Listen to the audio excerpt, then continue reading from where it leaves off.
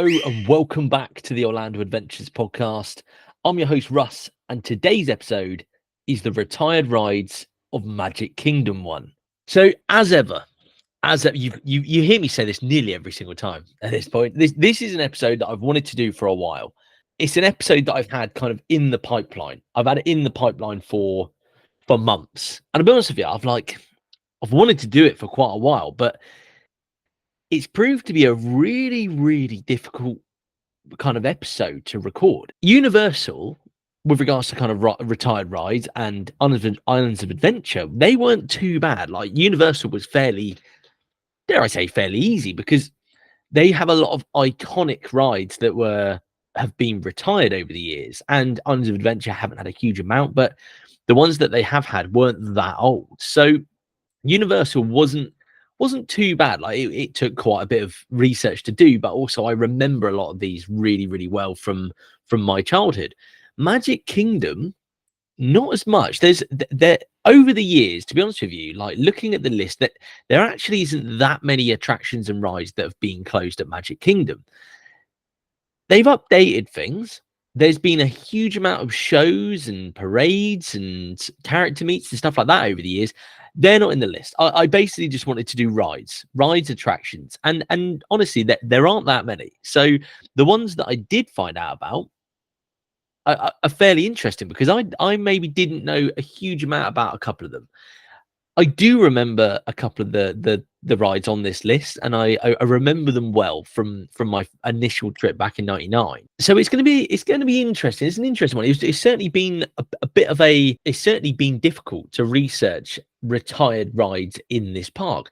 Obviously, the park itself is, it's a lot older than the Universal Park, so there is that for a start.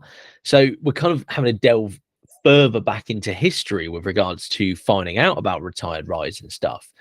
So I've done my best here is basically what I'm getting at. I've done my best with trying to find out what rides have been retired in Magic Kingdom. I might have missed some, and that's perfectly possible at this point, but we'll see. Hopefully I haven't. Hopefully I've covered it. But, hopefully, as much as anything, these episodes, I wanted to do them because they're kind of a bit of a blast from the past. They're a rejig of the memory, and you might be like, oh, I remember that ride. Like, I remember going on that ride in X, Y, or Z holiday with X, Y, Z people. And it kind of just rejigs your memories and kind of takes you back in this 25 to 30-minute episode of just going on a bit of a nostalgia trip in Magic Kingdom. So the first area of the park that we're actually going to go to is Tomorrowland. And once upon a time, I think in 1972, there was a ride called If You Had Wings. Who knew? Who knew? I mean, if anyone remembers this, please do let me know. It then changed to an attraction called If You Could Fly. And it then changed again to a ride called Delta Dream Flight, before eventually it closed. Eventually it closed, and then it became Buzz Lightyear's Space Ranger Spin, and that was in 1998. So in terms of the iterations of this ride, it basically hung around for, 26 years, give or take. Obviously, in that time, it was rethemed. It was closed for certain periods of time while they rethemed it. But I've got a bit of a blurb. So I'm going to have this on a few of them. So I'm going to read the blurb because obviously I wasn't there in 1972. Fair enough. So I needed to read up on it. And it basically said, Delta Dream Flight, previously known as If You Had Wings and If You Could Fly, was the travel-inspired attraction we all wish we could experience again. I don't know about that. Located in Tomorrowland in Magic Kingdom, the Delta Airlines sponsored ride taught guests all about the history of flight until eventually it was replaced by Space Ranger Spin in 1998. Guests passed through a series of colourful theatre-like sets with rear-projected short scenes of straw hat markets, fishermen, limbo dancers, and steel drum band. Locations featured various eastern destinations such as Mexico, Bermuda, Puerto Rico, the Bahamas, Jamaica, Trinidad, and New Orleans. Then the vehicles reclined into a room with projected snippets of flights taken off on an Ovoid shaped surface. Next, film of snow covered mountains reflect on floor to ceiling mirrors. As guests disembarked to an area containing an Eastern Airlines reservation desk, an agent stood ready to assist riders with travel arrangements. Diorama windows allowed the Mexico, Jamaica, and Trinidad scenes to be visible from the Wedway People Mover. There you go. So, from what I can understand, and I trust me, I looked into this hard. This is basically some form of attraction that basically mimicked you flying, and it showed you around the world. And a little bit like, tell me if I'm wrong, but a little bit soaring, like kind of. I feel inspired. Soaring has definitely had inspiration from this style of thing, and obviously Disney have worked with Delta, and Delta have gone, you know what, let's do this in the style of an aeroplane. And you know what, I think it's a clever idea, but I can understand why over the years people maybe decided that this wasn't the ride they wanted to go on anymore. Like, rides have evolved in this time. So what a way to kick off the episode. Yeah, this sounded interesting, but to be honest with you, I'm a fan of Space Ranger Spin. I've even said this is my hidden gem in Magic Kingdom. So I feel like Space Ranger Spin was probably the right way to go on this. And if anyone did ever go on this, please do let me know, because I'm really, really intrigued. It might have been fantastic. I don't want to do a disservice and say that basically it wasn't, because I don't know. But anyway, moving on in Tomorrowland. Tomorrowland, the next thing we get to, there was a thing called Flight to the Moon, which was then replaced by a ride that a lot of you might have heard of called Extraterrestrial Alien Encounter, then was replaced by Stitch's Great Escape. So Flight to the Moon was from 1971 to 1993. It's actually extraterrestrial, as in terror, because this it's about to swear. This is being scary. Yeah, extraterrestrial. This is going to turn into the new Minions villain con. I'm going to say it one more time. Extraterrestrial Alien Encounter. Whoever came up with that name thought they were being clever. You were an idiot. Anyway, that was open from 1995 to 2003, and then Stitch's Great Escape was 2004 to 2018. So, Flight to the Moon in Walt Disney World opened on Christmas Eve 1971. It was then retooled to the Mars version in 1975, and it closed down eventually in 1993. Basically, this used to simulate taking guests on a space trip to the moon or Mars.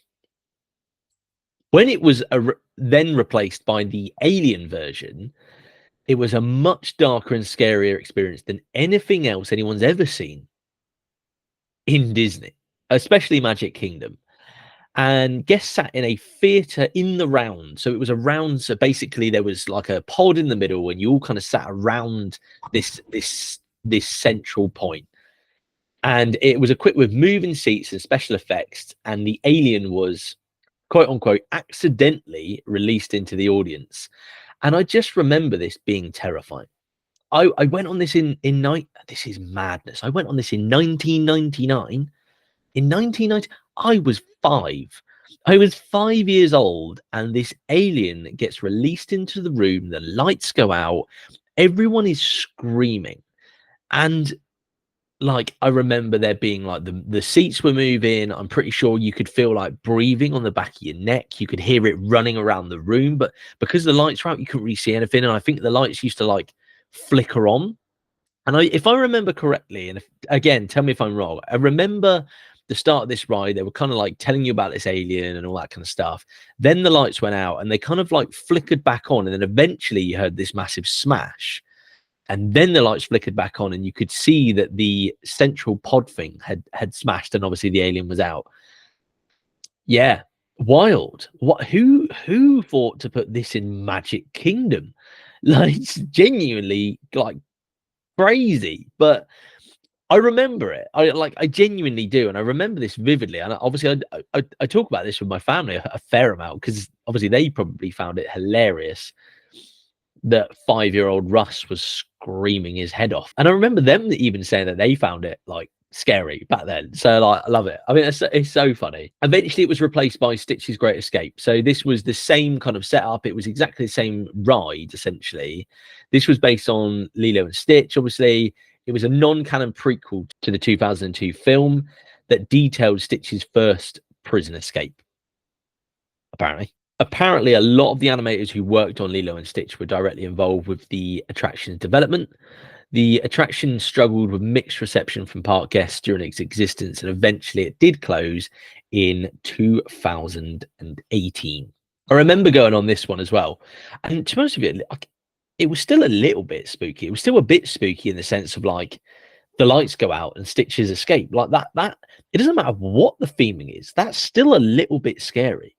And I want to say, like, I'm pretty sure like Stitch goes behind you and burps at one point, and then like it stinks like.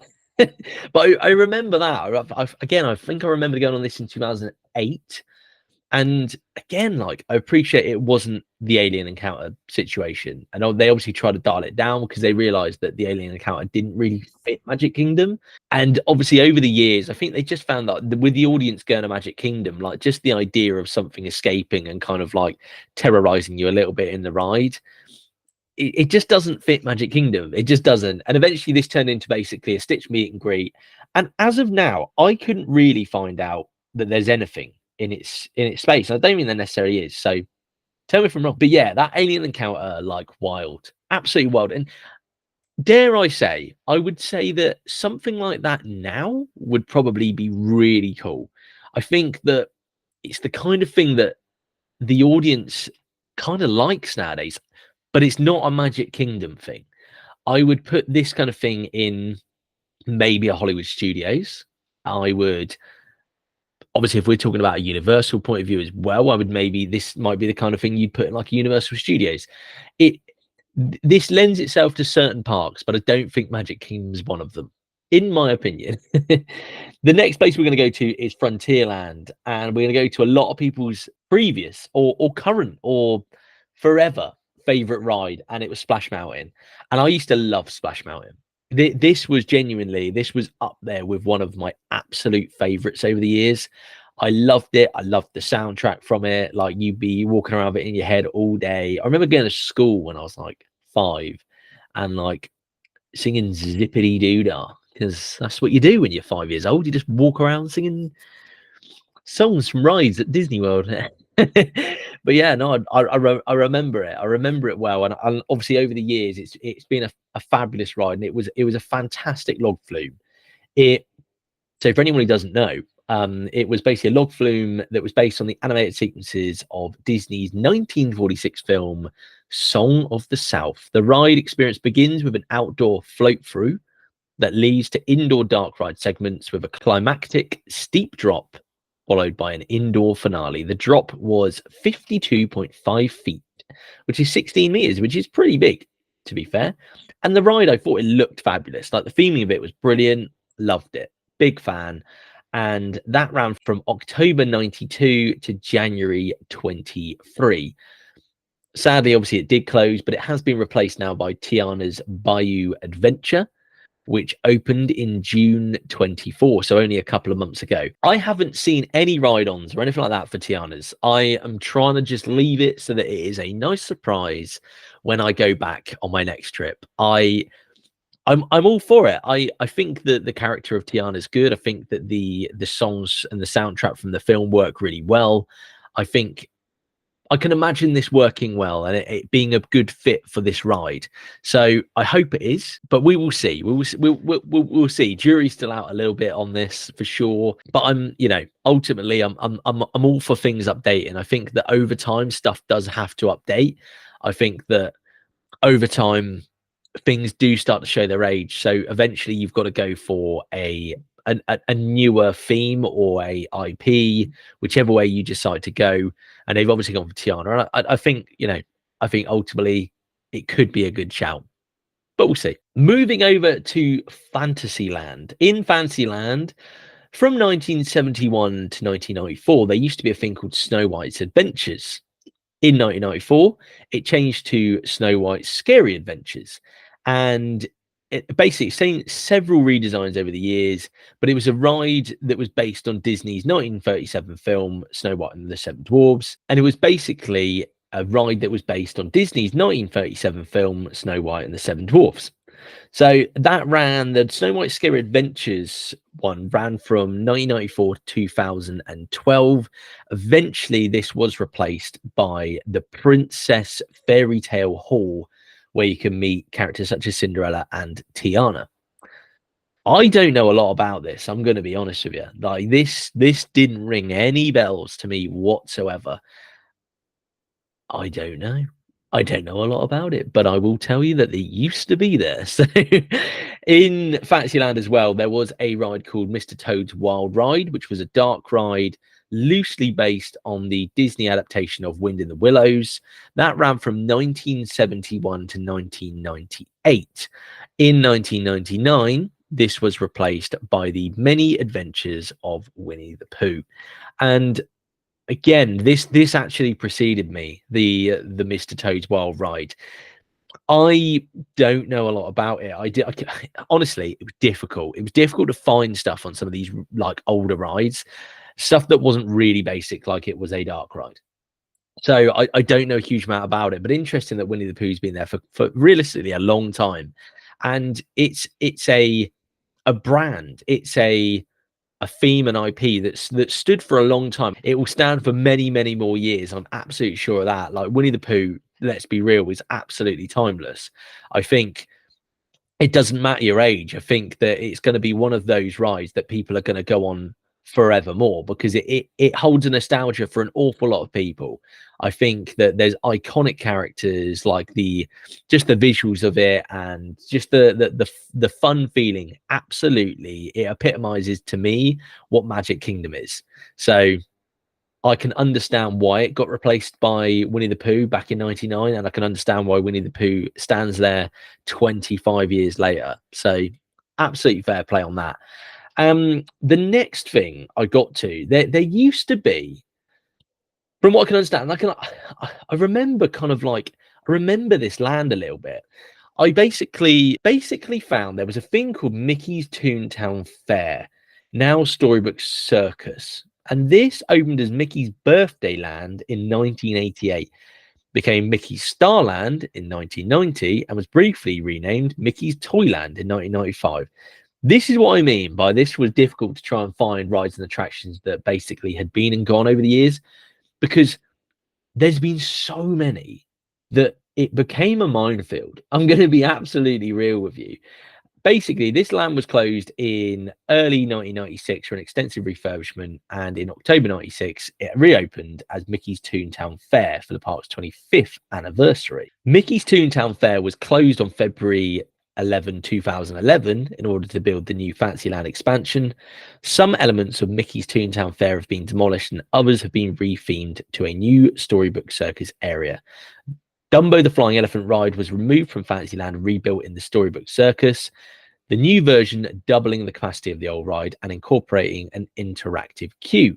The Barnstormer at Goofy's Wiseacre Farm has been rethemed to the Barnstormer featuring Goofy as the Great Goofini. The first half of Storybook Circus opened in March 12, 2012, which included the newly themed The Great Goofini, the Storybook Circus train station, which was completely rebuilt, and also one half of the new Dumbo ride. This is what I'm saying. There's a lot, and this is it. Like, I just wanted to try and do these episodes on each park, and there might not be huge amounts of rides that have been updated or replaced and stuff, because especially Magic Kingdom is one of those. It's a bit of a timeless park. It's certainly a nostalgic park, and there's a lot of rides that have been there for a long time. And ultimately, I suppose with that, do Disney need to retheme anything else? Do they need to align some of their rides to the current audience? I would argue probably yes. And I got into this a little bit in the Islands of Adventure episode.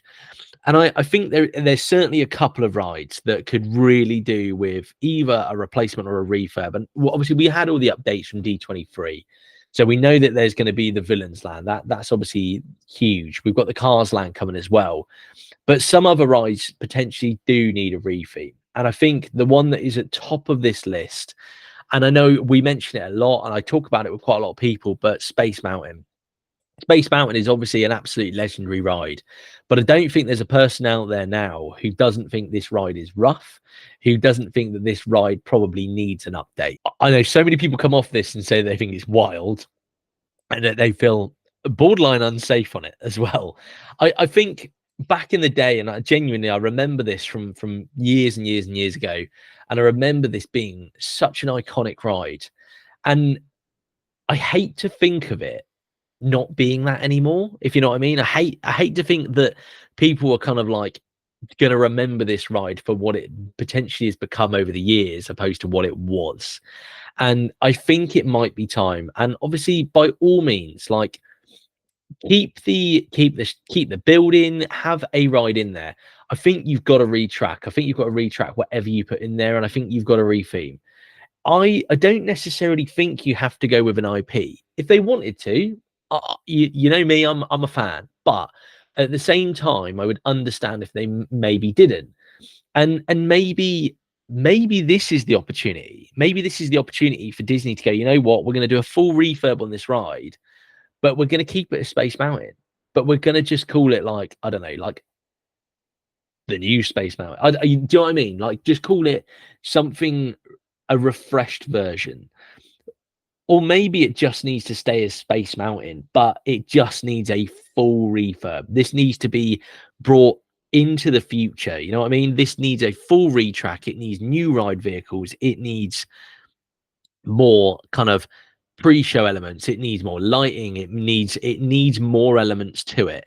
And I think that this could become an iconic ride in the park once again. A little bit like what they're doing with Test Track. Like, Test Track has gone through different rethemes through its history, and people love Test Track. But ultimately, with Test Track as well, and I'll be one of the first people to say it, I think that it certainly shows its age over the years. But in fairness to Disney, they're opting to retheme it for what is probably the third time, is it? Maybe that's the way to go. Maybe that's the way to go with something like Space Mountain.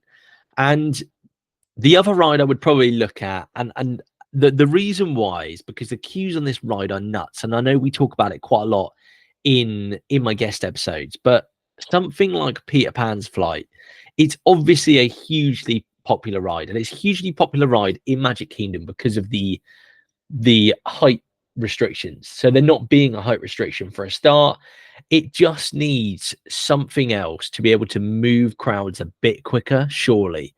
Like, I get it. I get, and ultimately, let's just refresh, you know, let's just give it something a bit extra. Like, with any ride, I'm all for nostalgia. I really am. But at the same time, like, some stuff, I think it just needs a bit of a boost. And that's the way to go. And the thing is with Magic Kingdom, like I've said this a lot before as well, it's a fantastic looking park. It looks fabulous. It feels magical. It's special, and it's so unique. But I think, and they've acknowledged this with obviously the Cars Land going in and the villains, but these aren't immediate things. I think they've acknowledged that maybe from a rides and attractions point of view, it might just need a boost.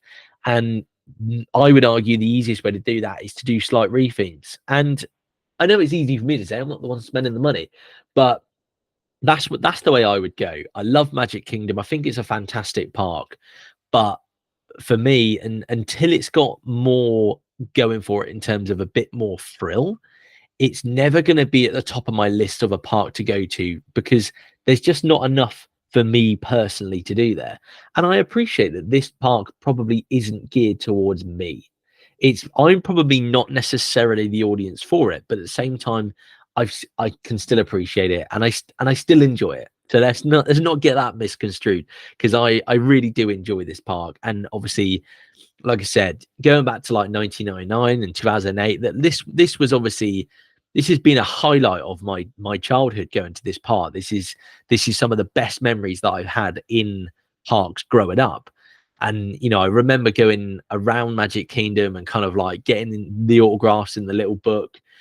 when I was like 5 years old and meeting all the characters and that kind of stuff. So I get from a young guest's point of view, this park is spectacular. The other thing I'll say, like things like food, shows, entertainment, like Magic Kingdom smashes it out of the park. Let's be real. But yeah, if we're talking rides, I just want a bit more. I just want a little bit more. I'm being greedy. I just want more rides. You know, I'm a rides guy ultimately. So that's where I'm at. And I hope that this has given you, as much as anything, a little insight to what used to be in Magic Kingdom and kind of what rides preceded other rides as well. Honestly, I was looking really hard to try and find things that had been updated, and I just couldn't find all that much. I really couldn't. And I think just over the years where the park has expanded as opposed to being rethemed, that's why potentially there hasn't been as many replacements of rides like they had in Universal, for example. Obviously, Universal, they had the space they had. There hasn't been a huge scope for expansion. So I get it. I understand it. And, you know, I will hopefully try and do the rest of the Disney parks as well in this kind of series over the coming months. Obviously, if you enjoy it, if you enjoy these episodes, then do let me know, because I enjoy doing the research into it. I really do. It's always fun to try and look up YouTube videos and stuff like that, YouTube videos and articles and blogs and stuff about all of these previous rides. It's a lot easier when there's more kind of material out there, but you know, it's good fun. I love making any podcast episode because the feedback I get from one of you guys is always fantastic. So thank you so much for listening. I hope you're enjoying the podcast. We are closing in. We are rattling into the station at this point on the 50th episode. It will predominantly be a YouTube video. I'll do two versions. I'll do one which listens absolutely normal and fine as a podcast episode. But if you want to kind of catch the extended version and really get the most out of the experience of this episode, then be sure to tune into the YouTube, because I'm trying my best to make something pretty special. So thank you all for listening, and I will speak to you all in the next one.